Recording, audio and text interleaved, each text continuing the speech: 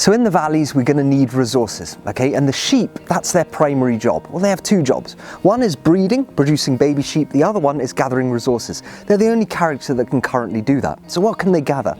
They can gather the wood, the stone, the water, and the grass from the valleys. There are two other resources. One of them is chops, which we'll get to in another one. Sheep can't collect that. The other one is wolf pelts, and none of us know how to get those just yet. It hasn't been revealed. So what do we use these resources for? Well, in the beginning, the resources are useful for building barns.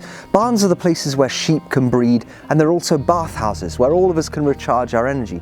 Remember, every action we take in the game costs us energy, and at the moment there's no way to recharge it at the moment except in bathhouses. Now, we can only build these barns, these structures, on structured lands. So if you haven't got one of these structures, why would you need to gather resources?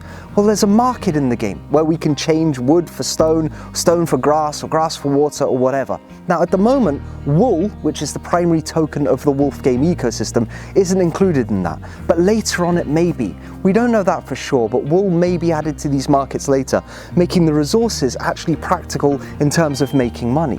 Now, if we're planning to breed our sheep in future, we might want to consider donating some of our resources to the community silos, where we can upgrade production rates and, importantly, our defenses. So first we need to decide what resource we actually want to harvest. So let's say we want to harvest wood. All we do is we click on My NFTs and go to one of our sheep. At that point we can see the sheep on the map, and we find the nearest trees and we go near them and click. At that point, part of the trees will be highlighted. We click on it and it will start to ask us, do we want to harvest? Now, this same method goes for water, goes for grass, goes for stone. We just go near it, click on the little graphic, and it'll highlight it, and then we can choose to harvest it. Now, what happens is I see this little pop-up window. The first thing we can see is that each of these communities has a base rate.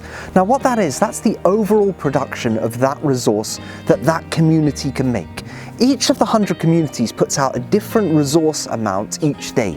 So community 1 might have 800 wood per day production rate, community 2 750, community 3 900. So we've got to decide which community do we want to go to harvest this resource.